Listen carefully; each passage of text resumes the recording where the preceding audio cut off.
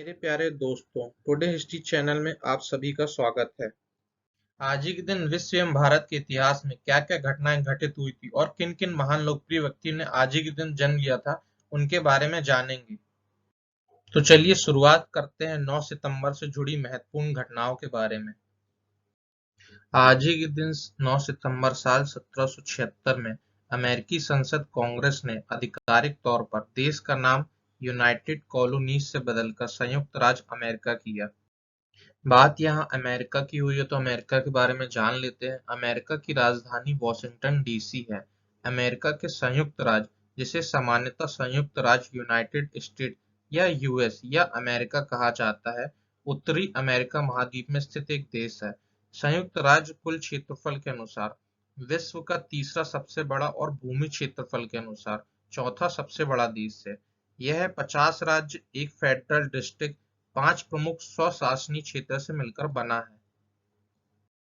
आज ही के दिन अमेरिका की राजधानी का नामकरण 9 सितंबर साल 1791 में राष्ट्रपति जॉर्ज वॉशिंगटन के नाम पर वॉशिंगटन रखा गया था। जॉर्ज वॉशिंगटन संयुक्त राज्य अमेरिका के पहले राष्ट्रपति थे। उन्होंने अमेरिकी सेना का नेतृत्व करते हुए ब्रिटेन के ऊपर अमेरिकी क्रांति में विजय हासिल की थी। उन्हें 1789 में अमेरिका का पहला राष्ट्रपति चुना गया था। आज ही के दिन ऑरवेल राइट ने 9 सितंबर साल 1908 में पहली बार 1 घंटे तक विमान उड़ाया। राइट बंधु ऑरवेल और विल्बर दो अमेरिकी बंधु थे जिन्हें हवाई जहाज का आविष्कार माना जाता है। इन्होंने 17 दिसंबर साल 1903 को संसार की सबसे पहली सफल मानवीय हवाई उड़ान भरी, जिसमें हवा से भारी विमान को नियंत्रित रूप से निर्धारित समय तक संचालित किया गया। बात यहाँ वायुयान की हो रही है तो जान लेते हैं वायुयान किस मंडल में उड़ाए जाते हैं। पृथ्वी को घेरती हुई जितने स्थान में वायु रहती है उसे वायुमंडल कहते हैं। वायुमंडल के अतिरिक्त पृथ्वी का स्थल मंडल ठोस पदार्थों से बना होता है और जल मंडल जल से बना होता है। समताप मंडल में ही वायुयान उड़ाए जाते हैं क्योंकि यहाँ ताप समान होता है। मौसमी घटनाएं, बादल फटना, ये सभी यहाँ नहीं होता। आज ही के दिन भारत की संविधान सभा ने साल 1949 में 9 सितंबर को हिंदी को राजभाषा के रूप में स्वीकार किया था। बात यहाँ संविधान सभा की हो रही है तो इसके बारे में जान लेते हैं। संविधान सभा का गठन जुलाई साल 1946 में किया गया था।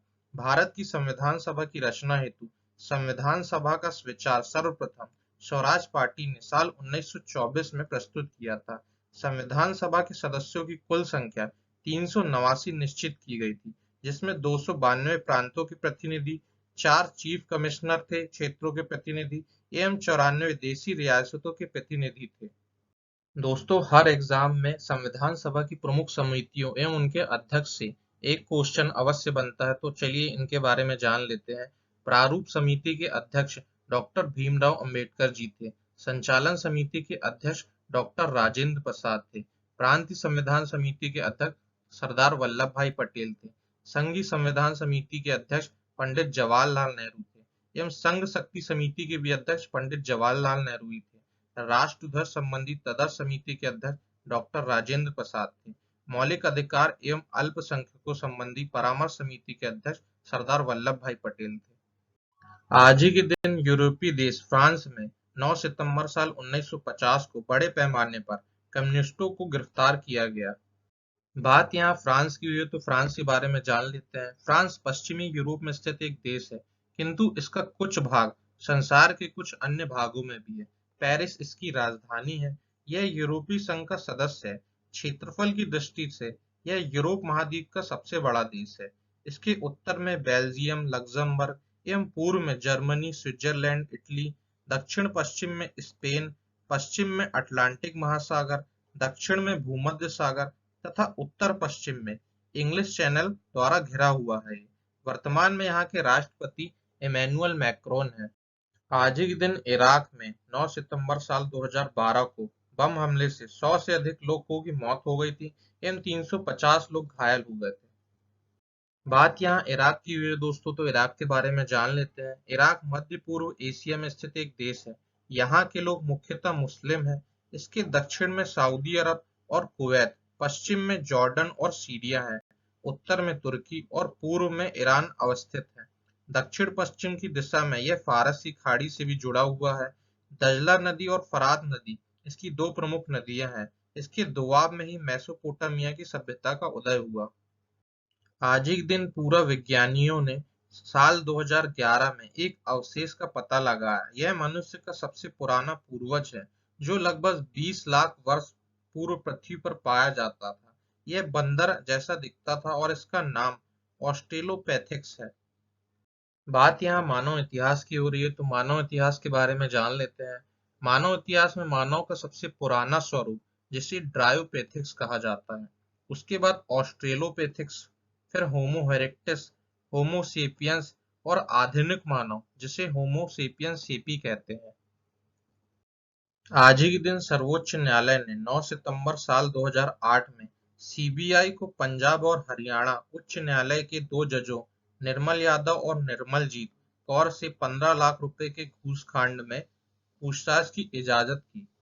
बात यहाँ न्यायालय की हो रही है दोस्तों, तो न्यायालय के बारे में जान लेते हैं। भारत का शीर्ष न्यायालय नई दिल्ली स्थित सर्वोच्च न्यायालय है। इसका संविधान के भाग अनुच्छेद 124 में सर्वोच्च न्यायालय का गठन किया गया है।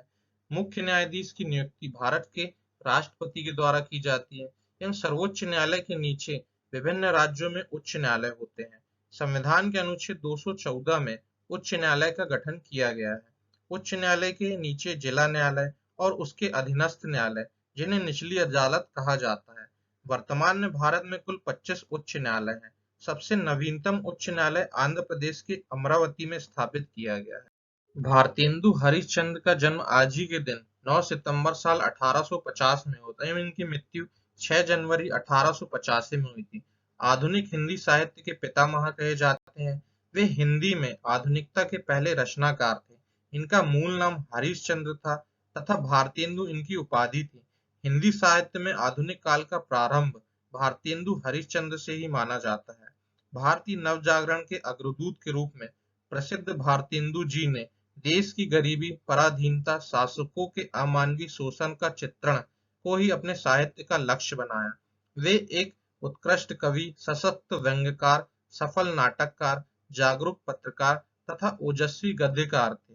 प्रमुख कृतियां इनकी सत्य हरिश्चंद्र, अंधेर नगरी, श्री चंदावली, भारत दुर्दशा आदि इनकी प्रमुख कृतियां हैं।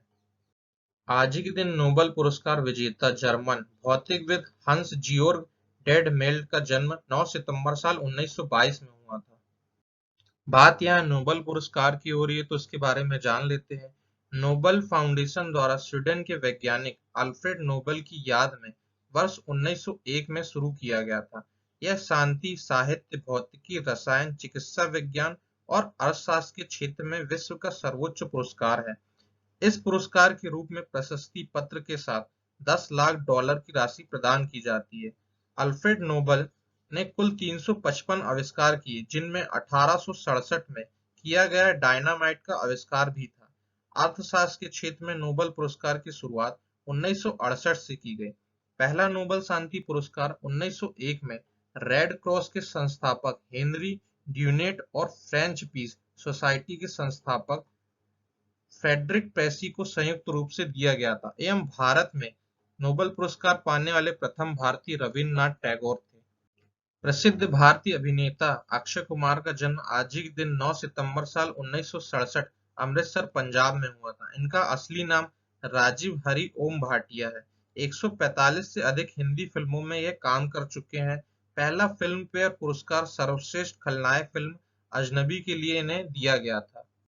कैप्टन विक्रम बत्रा का जन्म आज ही के दिन 9 सितंबर साल 1974 में हुआ था एवं इनकी मृत्यु 7 जुलाई 1999 में हो गई थी।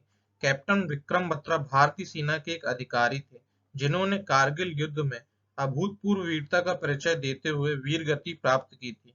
उन्हें मरणोपरांत भारत के सर्वोच्च वीरता सम्मान परमवीर चक्र से सम्मानित किया जा चुका है। बात यहाँ कारगिल युद्ध की हो रही है, तो इसके बारे में जान लेते हैं। कारगिल युद्ध, जिसे ऑपरेशन विजय के नाम से भी जाना जाता है, भारत और पाकिस्तान की सेनाओं के बीच वर्ष 1999 में कारगिल युद्ध हुआ था, जो लगभग 60 दिनों तक चला और 26 जुलाई के दिन उसका अंत हुआ और इसमें भारत विजय हुआ। कारगिल विजय दिवस स्वतंत्र भारत के सभी देशवासियों के लिए एक बहुत ही महत्वपूर्ण दिवस है। भारत में प्रत्येक वर्ष 26 जुलाई को ही यह दिवस मनाया जाता है। मैं उम्मीद करता हूँ आप सभी को वीडियो पसंद आया होगा। वीडियो को लाइक, शेयर एवं चैनल को सब्सक्राइब करना ना भूलें दोस्तों।